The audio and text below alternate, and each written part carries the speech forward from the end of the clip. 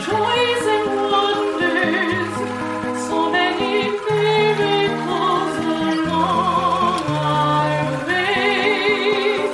Praise to Thee, O Lord, for all creation. Give us thankful hearts that we may sing all the gifts we share and every blessing. All things come of Thee.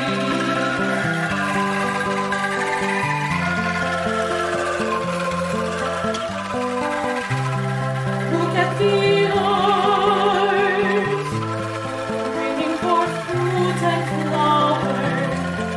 Look at the sky, the sunshine and the rain. Look at the hills, look at the trees and mountains, valley and flowing river, field and plain.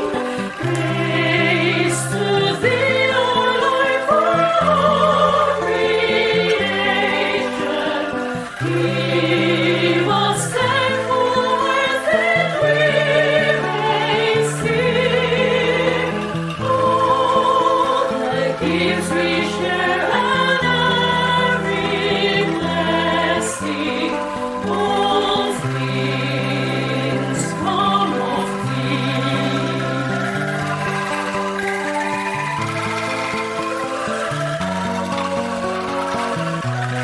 Think of the spring, think of the warmth of summer, bringing the harvest before the winter's cold. Everything grows, everything has a season, till it is gathered to the Father's fold. Praise to Thee, O Lord, for all creation. Give us thankful hearts that we may sing all the gifts we share and every blessing. All things come of Thee.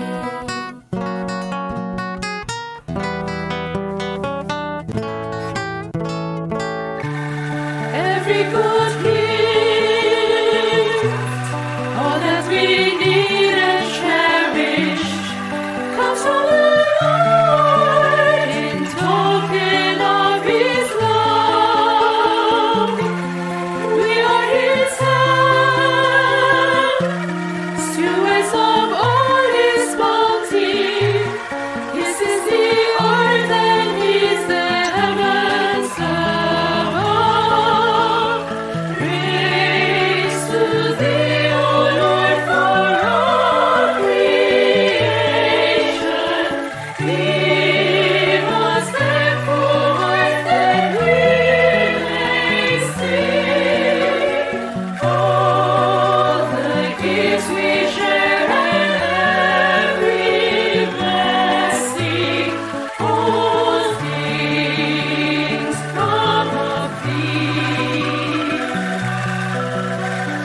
All things come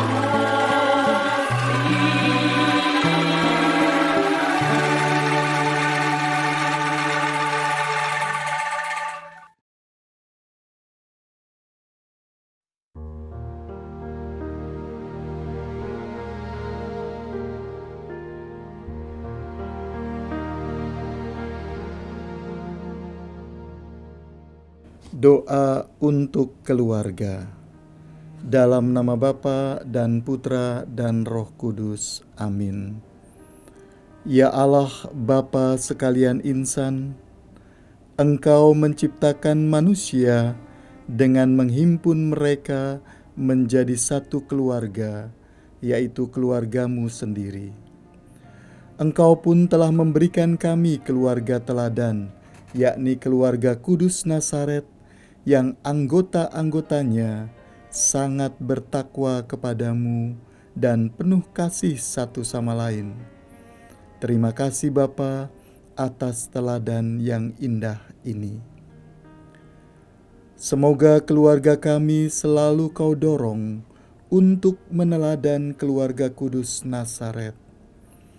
Semoga keluarga kami tumbuh menjadi keluarga Kristen yang sejati, yang dibangun atas dasar iman dan kasih. Kasih akan Dikau dan kasih antar semua anggota keluarga. Ajarlah kami hidup menurut Injil, yaitu rukun, ramah, bijaksana, sederhana, saling menyayangi, saling menghormati, dan saling membantu dengan ikhlas hati. Hindarkanlah keluarga kami dari mara bahaya dan malapetaka. Sertailah kami dalam suka dan duka. Tabahkanlah kami bila kami sekeluarga menghadapi masalah-masalah. Bantulah kami agar tetap bersatu padu dan sehati sejiwa. Hindarkan kami dari perpecahan dan percekcokan. Jadikanlah keluarga kami ibarat batu yang hidup untuk membangun jemaat-Mu menjadi tubuh Kristus yang rukun dan bersatu padu. Berilah kepada keluarga kami rezeki yang cukup. Semoga kami sekeluarga selalu berusaha hidup baik di tengah-tengah jemaat dan masyarakat. Jadikanlah keluarga kami garam dan terang dalam masyarakat. Semoga keluarga kami selalu setia mengamalkan peran ini, kendati harus menghadapi aneka tantangan. Ya Bapa, kami berdoa pula untuk keluarga yang sedang dilanda kesulitan. Dampingilah mereka agar jangan patah semangat. Terlebih, kami sangat prihatin untuk keluarga-keluarga yang berantakan. Jangan biarkan mereka ini hancur. Sebaliknya, berilah kekuatan kepada para anggotanya untuk membangun kembali keutuhan keluarga. Semua ini kami mohon kepadamu bagi keluarga umat manusia dengan pengantaraan Yesus Kristus Tuhan kami. Amin. Dalam nama Bapa dan Putra dan Roh Kudus. Amin.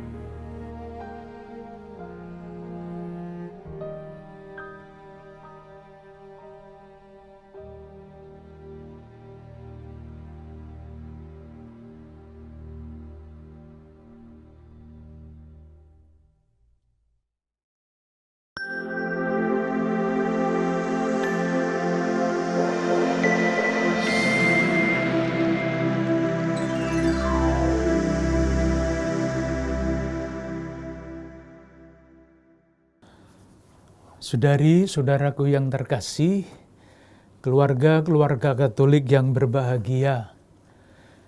Tentu pertama-tama saya ingin mengucapkan selamat Hari Raya Natal kepada para ibu, bapak, dan seluruh keluarga, kepada komunitas-komunitas. Semoga dengan merayakan kedatangan Yesus, kita semua dan keluarga-keluarga kita mengalami damai dan sejahtera, karena Yesus yang lahir adalah Sang Immanuel, Allah yang menyertai kita dalam keadaan apapun. Dalam rangka Bulan Katekese Keluarga Konferensi Wali Gereja Indonesia, saya diminta untuk memberikan ulasan salah satu judul yang berbunyi begini: Menerima Yesus dalam palungan keluarga. Menerima Yesus dalam palungan keluarga. Ini sudah harus ditafsirkan sendiri kenapa menggunakan kata palungan dan sebagainya. Seandainya menerima Yesus dalam keluarga kan lebih gampang ya. Tapi kenapa harus ada palungan? Saya juga tidak tahu. Tetapi saya memahaminya begini. Kalau saya mengerti dengan baik, judul ini mengajak kita untuk menyadari kalau Yesus sungguh-sungguh lahir di dalam tanda kurung palungan keluarga, konsekuensinya adalah masing-masing dan semua anggota keluarga mesti menjadi seperti Yesus kecil. Jadi Yesus yang pernah lahir dulu pasti tidak bisa lahir di tengah keluarga. Tetapi yang bisa lahir di tengah-tengah keluarga adalah Yesus kecil seperti sekarang ini. Maksud saya, ya kita semua entah bapak, entah ibu, entah anak, itu mesti lahir menjadi Yesus kecil pada zaman sekarang di tengah keluarga dan nanti di tengah-tengah masyarakat. Moga-moga penafsiran saya tidak terlalu jauh dari yang diharapkan. Maka pertanyaannya adalah, kalau kita, setiap anggota keluarga itu diharapkan menjadi Yesus kecil yang lahir dan tumbuh di dalam keluarga, lalu Yesus kecil yang kita gambarkan itu wajahnya, wajah dalam arti sangat umum, itu seperti apa? Supaya kita tidak kemana-mana, mempunyai patokan, mempunyai pegangan, saya kutip 2 ayat dalam Injil Lukas, bab 2, ayat 40 dan 52. Bercerita mengenai Yesus yang lahir di dalam keluarga Nazaret dan kemudian bertumbuh. Dikatakan begini, bab 2 ayat 40. Anak itu bertambah besar, menjadi kuat, penuh hikmat, dan kasih karunia Allah ada padanya. Jadi gampangannya, kalau kita, keluarga kita menjadi palungan tempat lahir Yesus, ya kita semua anggota keluarga mesti seperti Yesus ini. Bertambah besar, bukan hanya bertambah besar badannya, tetapi dalam banyak arti, menjadi kuat, dalam arti yang seluas-luasnya, penuh hikmat, dan kasih karunia Allah ada pada kita masing-masing. Demikian juga, kata-kata yang sangat mirip ada pada ayat 52.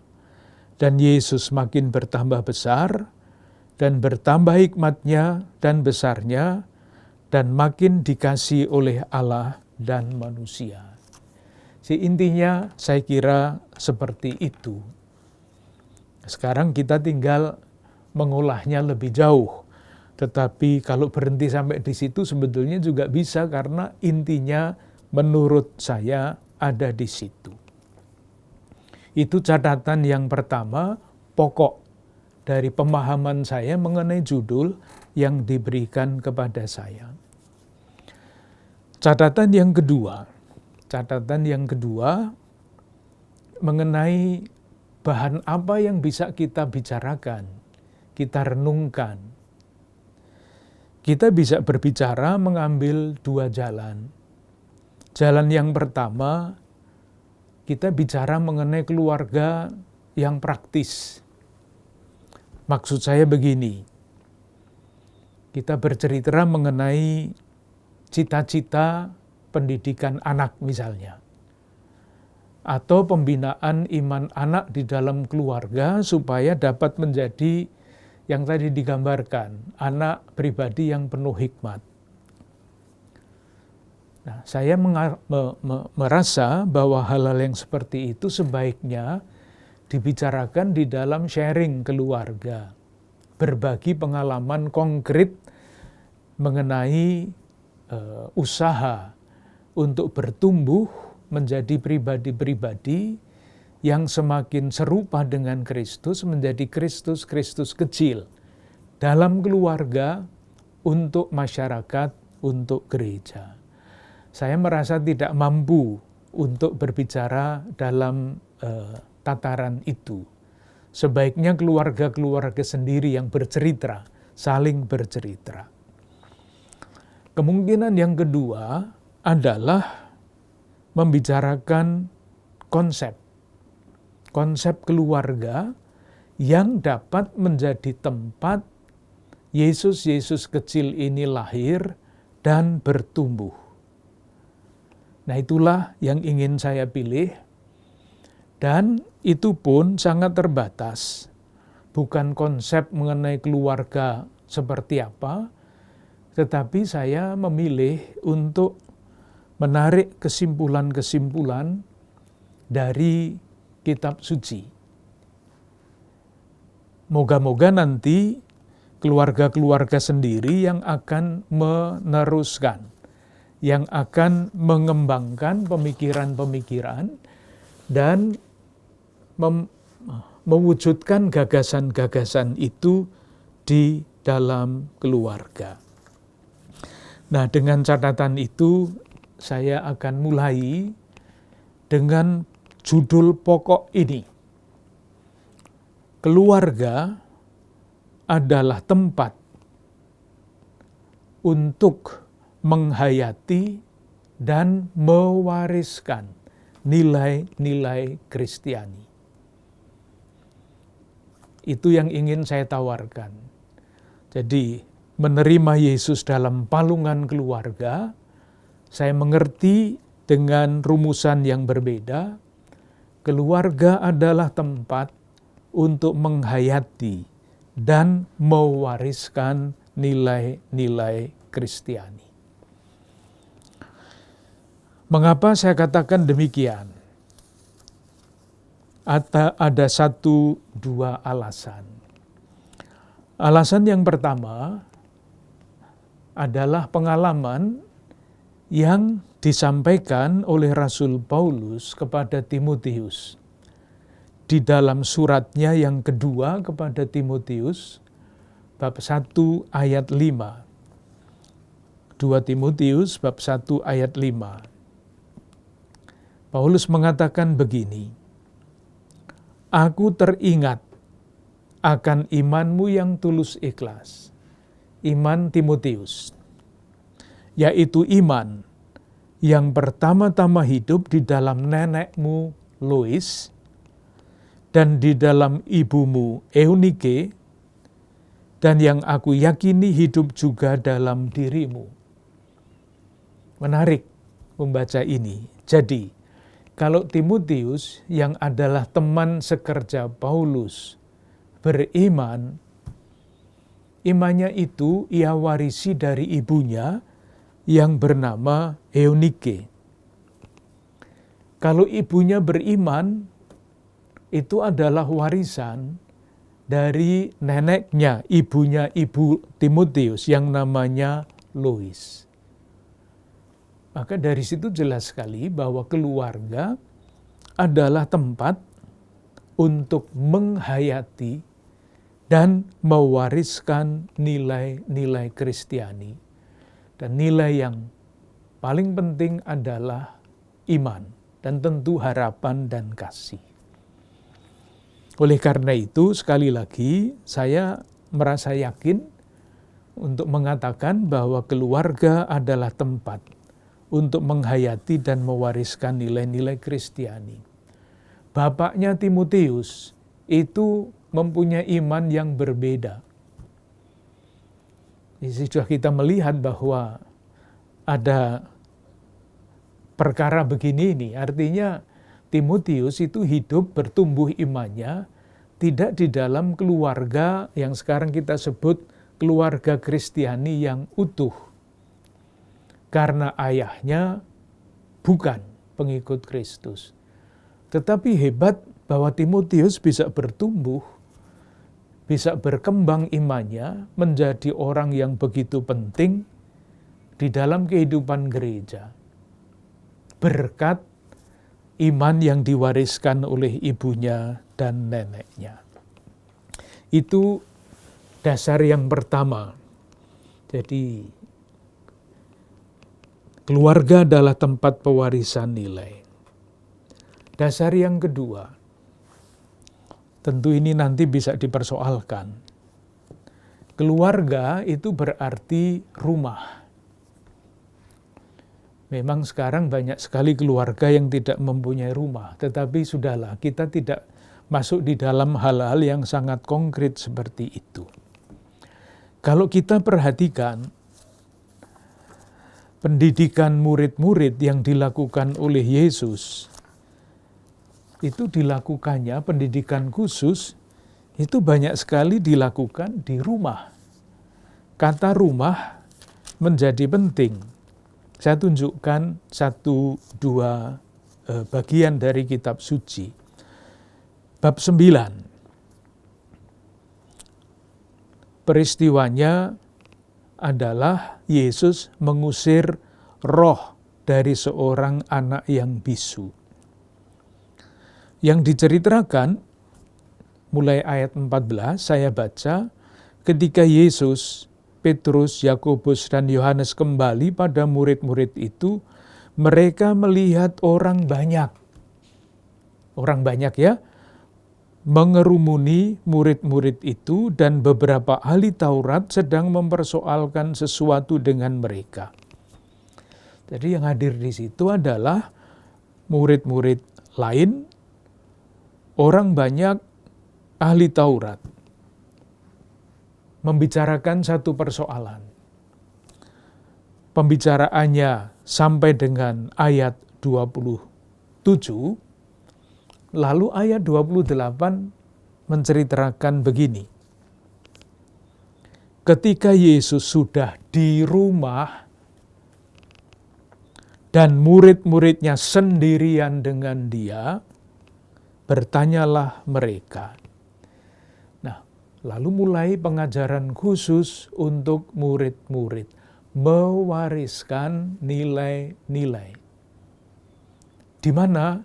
Tidak di tempat umum, di rumah. Rumah menjadi sangat penting. Kemudian satu lagi supaya jelas bahwa rumah itu penting. Bab 7. Perintah Allah dan adat istiadat Yahudi. Pada ayat 1 diceritakan begini. Pada suatu kali serombongan orang Farisi dan beberapa ahli Taurat dari Yerusalem datang menemui Yesus. Jadi yang diceritakan adalah ahli Taurat dan orang Farisi.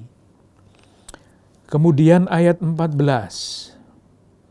Lalu Yesus memanggil lagi orang banyak. Orang banyak. Ayat 17.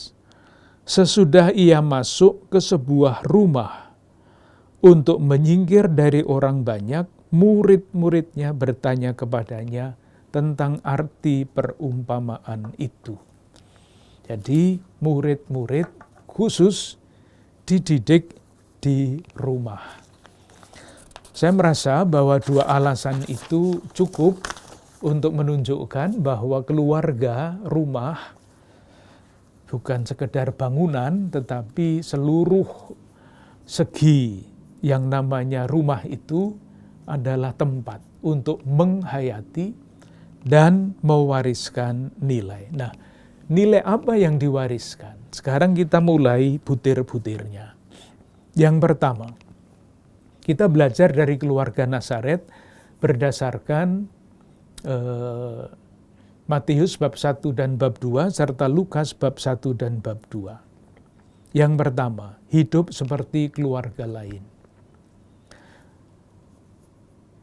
Kalau kita membaca Injil Lukas bab 4 ayat 14-30, ketika Yesus tampil pertama kali di Nazaret, tampilnya hebat, diterima dengan sangat antusias, tetapi dalam waktu yang sangat singkat, dia tidak diterima. Hanya dikatakan ini kan keluarganya Yusuf. Nah, di balik kata-kata itu, ini kan hanya keluarganya Yusuf, anaknya Yusuf. Di balik kata-kata itu, saya menyimpulkan bahwa keluarga Nazaret itu hidup seperti keluarga-keluarga yang lain yang dikenal oleh mereka. Moga-moga jelas apa yang saya maksudkan. Seandainya keluarga Nazaret itu sangat-sangat hebat, atau tidak seperti keluarga lain, pasti tidak mungkin ada kata-kata seperti ini. Jadi, keluarga-keluarga yang menjadi palungan tempat kelahiran Yesus, rupa-rupanya itu keluarga yang biasa. Artinya apa? Nah, persis keluarga yang biasa pada waktu itu, misalnya keluarga yang mengirim anaknya untuk belajar membaca di rumah ibadat, di sinagoga, belajar membaca. Dan bacaannya tentu bukan bacaan buku-buku zaman sekarang. Yang ada adalah kitab suci Perjanjian Lama. Jadi waktu belajar pun yang dibaca adalah kitab suci. Dan tentu bukan membaca, sekedar membaca, latihan membaca, tetapi pokok-pokok yang paling umum, yang paling penting juga dibicarakan di situ. Sudah mewariskan nilai, artinya mengirim anak untuk ikut di dalam pembinaan iman sambil belajar membaca. Keluarga sederhana. Namun lah ini mungkin baik untuk ilustrasi ya, kalau diterima ya syukur, kalau enggak apa-apa. Karena ada suatu penelitian mengenai rumah Yesus itu seperti apa. Ini tentu bukan pekerjaan kita, tetapi para arkeolog, para ahli purbakala, itu pada tahun 1970, sekelompok ahli purbakala menemukan di dalam penggalian di salah satu tempat di Nazaret, satu tempat ketemulah bahwa di tempat itu kira-kira penduduknya ada 400 orang. Dan di antara penduduk itu diperkirakan rumah Yesus itu ada di situ. Nah, ini tentu ilmu purbakala. Dan menurut mereka, para ahli purbakala itu, satu, masyarakat di situ hidup sebagai petani pada umumnya. Tetapi Yusuf itu mempunyai keahlian sebagai tukang. Itu keahlian yang di atas rata-rata. Yang lain petani, Yusuf tukang. Oleh karena itu, di tempat di mana diperkirakan rumah keluarga Nazaret, dinilai ini bukan rumah keluarga miskin karena ada gudangnya. Di mana mungkin ada keluarga miskin, ada gudangnya. Jadi, saya mau mengatakan begini. Kalau benar penggalian itu, keluarga Yesus itu bukan keluarga sederhana dalam arti miskin. Keluarga berada, tetapi sebagai keluarga berada tidak lepas dari lingkungan masyarakatnya, tetapi bersetia kawan atau seperti apa ya dengan masyarakatnya, dengan keluarga-keluarga di tempat itu. Meskipun menurut penelitian itu, keluarga ini termasuk di dalam kelas menengah di tengah-tengah masyarakat, hidupnya sama dengan keluarga-keluarga lain. Ini satu keutamaan. Tentu di balik itu kita bisa bertanya, kok bisa seperti itu? Nah, itulah jawaban lain lagi yang bisa panjang. Itu nilai yang pertama, kesetiakawanan dengan masyarakat di lingkungannya. Yang kedua, rupa-rupanya di tengah-tengah keluarga Nazaret, salah satu keutamaan yang amat penting adalah ketaatan. Ketaatan kepada kehendak Allah. Jadi keluarga yang soleh lah kalau menggunakan istilah sekarang. Dari mana itu disimpulkan? Silahkan membaca kisah kanak-kanak Yesus menurut Matius bab 1 dan bab 2. Sekurang-kurangnya 3 kali dikatakan bahwa malaikat menampakkan diri di dalam mimpi kepada Yusuf. Dan setiap kali yang diterima dalam mimpi oleh Yusuf itu dijalankan. Jangan membayangkan mimpi-mimpi seperti yang kita sering alami. Ini adalah salah satu istilah di dalam kitab suci yang isinya adalah Yusuf itu sungguh-sungguh ingin mencari kehendak Tuhan. Kalau dia ketemu dengan kehendak Tuhan itu, dia ikut.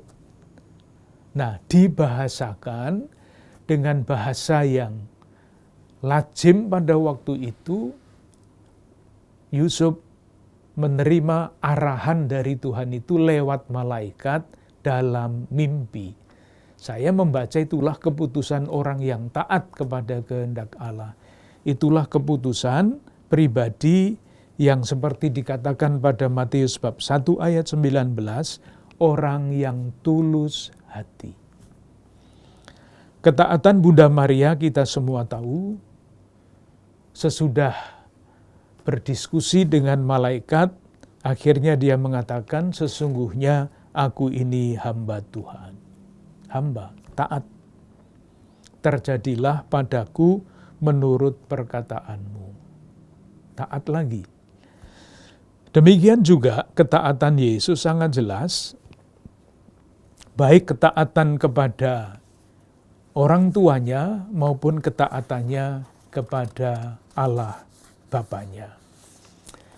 Ada satu hal yang mungkin baik untuk dilihat, yaitu di dalam Injil Lukas bab 2 ayat 51. Di dalam teks kita, ayat itu berbunyi begini, lalu ia pulang bersama-sama mereka ke Nazaret, dan ia tetap hidup dalam asuhan mereka. Yesus hidup di dalam asuhan mereka. Itu kalau dibahasakan dengan cara lain, bisa berbunyi ia patuh kepada mereka, ketaatan. Yang berikutnya, yang ketiga. Yang ketiga adalah kesediaan untuk melayani. Kesediaan untuk melayani. Di dalam kisah Injil Lukas, ketika menerima kabar gembira dari malaikat, Maria mengatakan, aku ini hamba Tuhan. Jangan salah mengerti. Hamba itu adalah gelar kehormatan. Namanya hamba. Tetapi itu adalah gelar kehormatan. Bukan kehormatan yang berarti gengsi, bukan itu. Tetapi kehormatan yang menjadi tanda kerelaan, kesiapsediaan untuk menjalankan kehendak Allah. Jadi orang-orang seperti Musa, seperti Abraham, itu diberi gelar hamba. Bukan bos, atau bukan apalah yang seperti itu, tetapi gelarnya hamba. Nah, gelar hamba ini selain dikatakan eksplisit oleh oleh Bunda Maria, kerelaan untuk melayani itu bisa kita baca juga dengan cara ini. Kalau kita membaca Injil Lukas bab 1 dan bab 2, itu ada perbandingan, ada pembandingan. Dari satu pihak Yesus, ibunya Maria, dari lain pihak Yohanes Pembaptis dengan ibunya Elisabet, Zakaria. Jadi Zakaria juga menyanyi, Bunda Maria menyanyi. Tetapi berita-berita mengenai Bunda Maria dan Yesus jauh lebih penting, jauh lebih panjang daripada berita tentang Yohanes Pembaptis, Zakaria dan Elisabet. Artinya apa? Bisa ditafsirkan bahwa Bunda Maria itu mempunyai kedudukan yang lebih penting dibandingkan dengan Elisabet. Tetapi ini cara berpikir biasa ya. Maria justru yang mengunjungi Elisabet. Bisa dibayangkan, kalau ada komandan yang mengunjungi anak buahnya, itu istimewa. Seperti itu kira-kira. Jadi yang mau turun ke bawah untuk melayani. Kerelaan Yusuf itu tampak di dalam kesediaannya untuk menjadi ayah bagi Yesus dan suami bagi Bunda Maria. Itu nilai yang ketiga, kerelaan untuk merendahkan diri dan melayani. Nilai yang keempat, penderitaan yang mendewasakan. Kita simpulkan dari Injil Lukas bab 2 ayat 29 sampai dengan 35. Kidung Simeon. Kidung Simeon mengatakan, sekarang Tuhan biarlah hamba-Mu berpulang dan selanjutnya. Tetapi kemudian pada ayat berikutnya, lalu Simeon ayat 34 memberkati mereka dan berkata kepada Maria ibu anak itu, sesungguhnya anak ini ditentukan untuk menjatuhkan atau membangkitkan banyak orang di Israel dan untuk menjadi suatu tanda yang menimbulkan perbantahan dan suatu pedang akan menembus jiwamu sendiri. Jadi Yesus akan menjadi tanda perbantahan dan pasti ini tidak menyenangkan. Dan sebilah pedang akan menembus Bunda Maria, jiwa Bunda Maria. Kita semua tahu salah satu gelar dari Bunda Maria adalah Bunda yang berduka. Silahkan membayangkan seorang ibu yang mengikuti anaknya diperlakukan sejak awal sengsaranya sampai ke Gunung Golgota. Penderitaan. Tapi penderitaan itu tidak menghancurkan. Penderitaan itu membuat orang semakin berhikmat kalau memakai kata-kata dalam kitab suci. Kita semua tahu, sama penderitaan itu bisa membuat orang hancur, tetapi penderitaan juga bisa membuat orang kuat. Nah, penderitaan itu mendewasakan. Yang berikutnya adalah doa yang menjernihkan pengalaman. Doa yang menjernihkan pengalaman. Doa yang seperti apa itu? Kita semua tahu, Maria mengidungkan doa yang sangat terkenal itu, Kidung Maria Magnificat. Buahnya apa? Buahnya misalnya dapat kita temukan pada Injil Lukas bab 2 ayat 51. Lalu ia pulang bersama-sama mereka ke Nazaret. Nah sekarang, dan ia tetap hidup dalam asuhan mereka, dan ibunya menyimpan semua perkara itu di dalam hatinya. Jadi peristiwa ini mengakhiri peristiwa Yesus yang pada umur 12 tahun dalam bait Allah hilang. Lalu ada percakapan antara Yesus dan orang tuanya. Yesus menjawab, "Mengapa kamu mencari aku? Tidakkah kamu tahu bahwa aku harus berada di dalam rumah Bapakku?" Nah, ketika Yesus menjawab seperti itu, dikatakan ibunya, mereka tidak mengerti apa yang dikatakannya. Tidak mengerti maksud jawaban. Jawaban itu perlu direnungkan, perlu diendapkan. Maka pada ayat 51, ibunya menyimpan semua perkara itu di dalam hatinya. Itu kalau di dalam bahasa kita, menyimpan, diam, hening, menjadi jernih hati dan budinya, dan akhirnya menemukan maknanya, proses itu. Menyimpan segala perkara itu dalam hatinya. Hal-hal yang tidak dimengerti pada waktu dialami, tidak dilupakan, tidak dibuang, tetapi disimpan.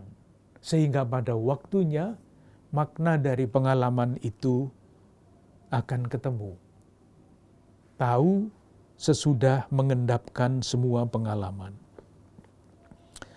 Yang berikutnya adalah akhirnya iman yang menggerakkan semuanya itu. Iman. Iman Maria, iman Yusuf, dan dalam arti tertentu iman Yesus. Saya tidak tahu apakah saudari-saudara sekalian, keluarga-keluarga pernah membayangkan Yesus lahir menurut sejarah itu tahun 6 sebelum Masehi. Ia tampil di depan umum sekitar tahun 28 Masehi. Nah, yang terjadi antara tahun 6 sebelum Masehi ketika Yesus lahir, katakanlah dipersembahkan ke bait Allah, lalu entah kemana, sampai dengan berusia 28 tahun itu, apa yang terjadi di dalam keluarga Nazaret, apa yang terjadi di dalam diri Yesus, Bunda Maria, dan Santo Yusuf. Apa yang terjadi? Saya membayangkan selama masa tanda petik hidup yang tersembunyi Yesus itu, yang terjadi adalah tadi, pewarisan nilai-nilai di dalam keluarga oleh orang tuanya. Dan nilai-nilai yang mana? Yaitu tadi yang kita daftarkan. Saya ingin masih menambah satu lagi berdasarkan wawancara antara malaikat dan Bunda Maria. Ketika Bunda Maria menerima kabar gembira. Ini ayat 28 dari bab 1. Ketika malaikat itu masuk ke rumah Maria, ia berkata, "Salam, hai engkau yang dikaruniai, Tuhan menyertai engkau." Ini kata ini. Tuhan menyertai engkau.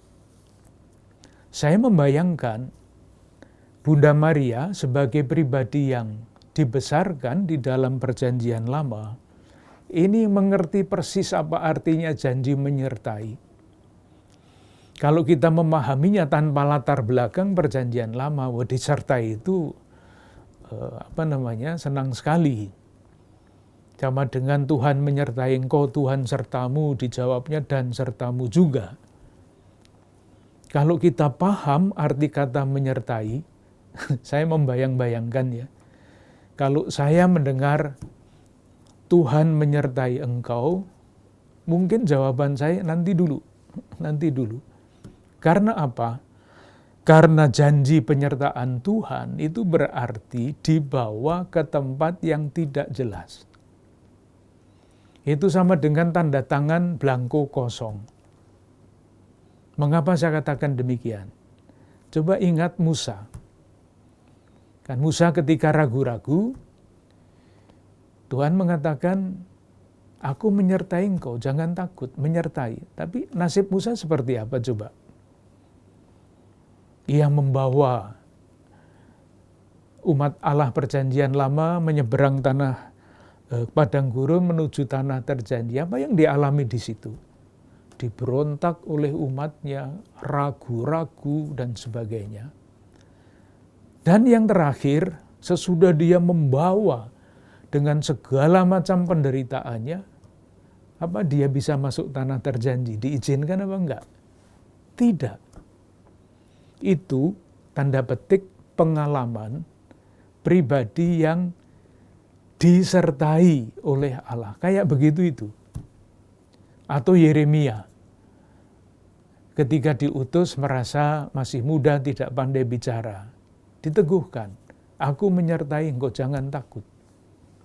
Apa yang dialami Yeremia? Dia dibawa oleh Allah sampai ke dasar pengalamannya yang paling membuat dia susah. Sampai mengutuk hari kelahirannya. Itu pengalaman orang yang disertai oleh Allah. Nah, Bunda Maria sebagai pribadi yang paham perjanjian lama tahu apa artinya kalau malaikat itu mengatakan, salam hai engkau yang dikaruniai, Tuhan menyertai engkau. Itu artinya Bunda Maria akan dibawa berjalan ke depan tanpa tahu dengan persis apa yang akan terjadi dengan dirinya. Itu artinya penyertaan. Nah, pada masa yang lumayan panjang, katakanlah sejak lahir sampai Yesus tampil di depan umum, pergumulan itu antara terang dan gelap, antara jelas yang tidak jelas, itu terus dialami oleh keluarga Kudus Nazaret. Dan tegangan itu rupa-rupanya yang mendewasakan, yang membuat masing-masing pribadi di dalam keluarga kudus itu menjadi semakin berhikmat. Seperti dikatakan tadi di dalam Injil Lukas bab 2 ayat 52 dan 40. Sehingga, nah ini seringkali atau jarang dibayangkan, ketika Yesus dan keluarga yang tinggal di Nazaret mendengar bahwa Yohanes Pembaptis tampil di Yudea, Yesus ini mengambil keputusan untuk meninggalkan rumahnya, meninggalkan orang tuanya, pergi ke Yudea untuk dibaptis oleh Yohanes Pembaptis. Moga-moga maksud saya dapat ditangkap. Jadi dari pengertian menyertai, Tuhan menyertai dalam faham Alkitab antara lain, pribadi yang disertai oleh Allah itu akan dibawa ke tempat yang tidak jelas. Maria menerima itu. Sehingga selama sekian tahun membesarkan anaknya yang mereka asuh, tegangan antara jelas dan tidak jelas, terang dan gelap itu terus dialami. Tetapi semuanya itu, pengalaman itu disimpan dalam hatinya dan direnungkannya. Menjadi pengalaman yang mendewasakan. Menjadi pengalaman yang membuat seluruh anggota keluarganya termasuk Yesus menjadi pribadi yang berhikmat. Sehingga pada waktunya Yesus yang berhikmat itu meninggalkan Nazaret, pergi ke Yudea, mengikuti arus pembaptisan Yohanes dan kemudian mewartakan kerajaan Allah sebagai keputusan sesudah dia meninggalkan pembaptisan. Saudari-saudaraku yang terkasih, moga-moga ini semua saya tadi sudah katakan adalah gagasan. Tentu harus diwujudkan, dicoba, diusahakan untuk memahami dan menghubungkannya dengan pengalaman-pengalaman yang nyata di dalam keluarga. Apapun isinya, saya hanya mengajak keluarga-keluarga Katolik untuk meyakini yang pertama tadi. Keluarga adalah tempat mewariskan dan menghayati nilai-nilai Kristiani. Ketika nilai-nilai Kristiani diwariskan, kita boleh yakin di dalam keluarga, maksud saya, keluarga-keluarga akan menjadi tempat menerima Yesus dalam palungan keluarga itu. Moga-moga dengan demikian kita saling mendoakan semoga setiap anggota keluarga di dalam keluarga-keluarga kita bertumbuh menjadi Yesus-Yesus kecil yang lahir, yang hari ini kelahirannya kita rayakan, sehingga kita dapat diutus melanjutkan karya Yesus berkeliling sambil melakukan pekerjaan baik. Sekali lagi selamat Hari Raya Natal, selamat menyambut Tahun Baru.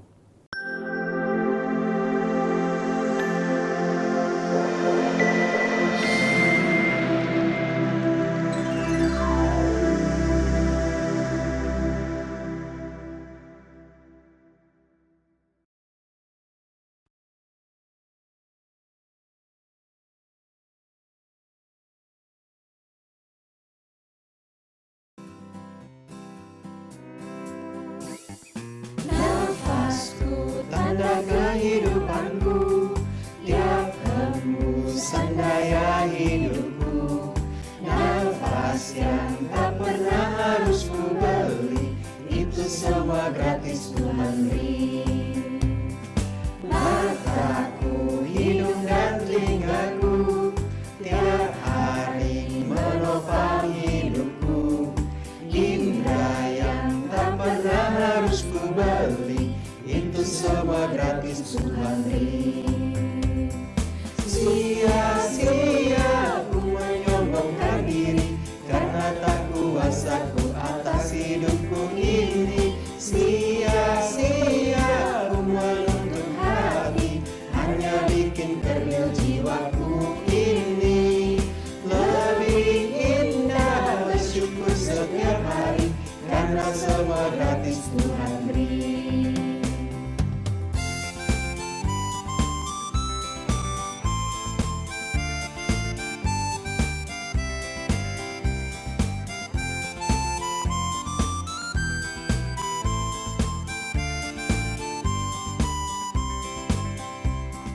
Nafasku, tanda kehidupanku, tiap hembusan daya hidupku.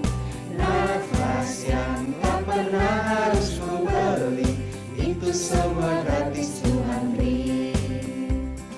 Mataku, hidung dan telingaku, tiap hari menopang hidupku.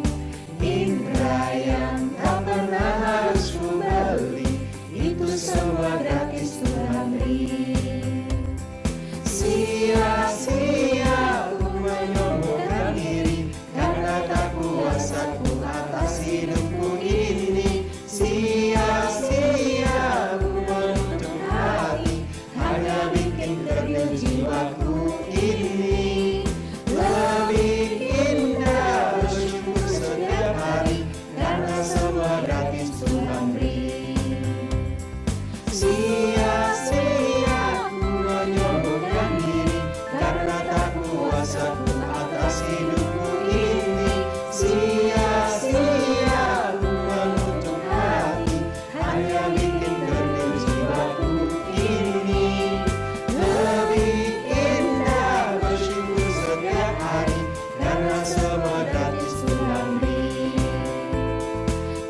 semua gratis Tuhan beri.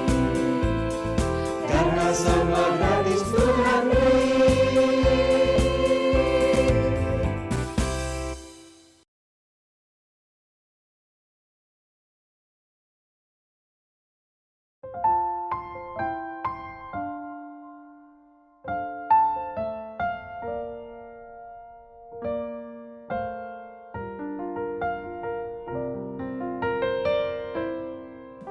Do you remember me? I sat upon your knee.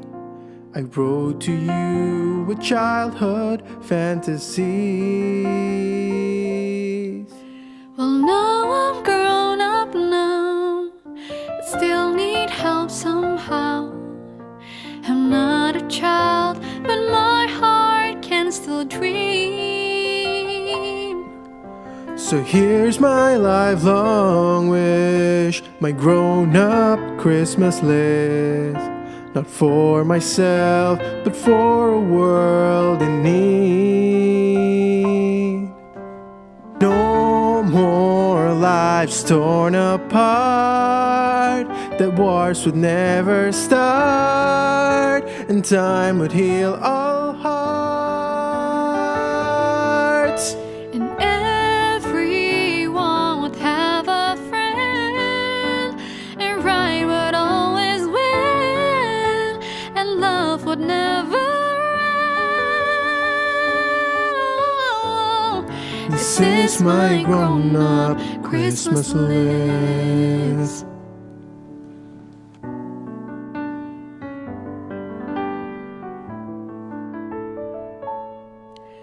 As children we believe the grandest sight to see was something lovely wrapped beneath the tree.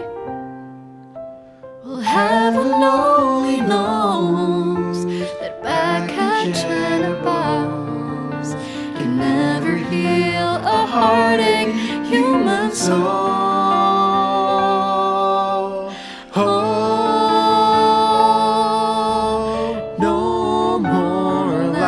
Torn apart, that wars would never start, and time would heal all hearts,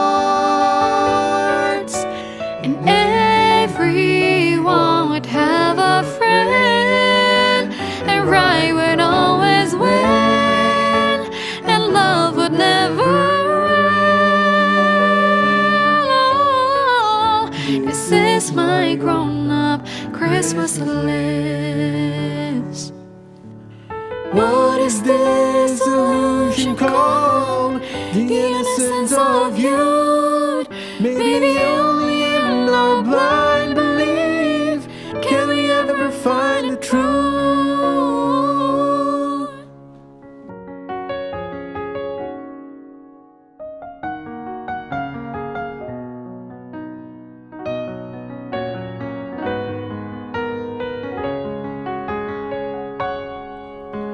No more lives torn apart, that wars would never start, and time would heal all hearts, and everyone would have a friend, and right would always win, and love would never This is my grown-up Christmas list. This is my only lifelong wish. This is my grown-up Christmas list.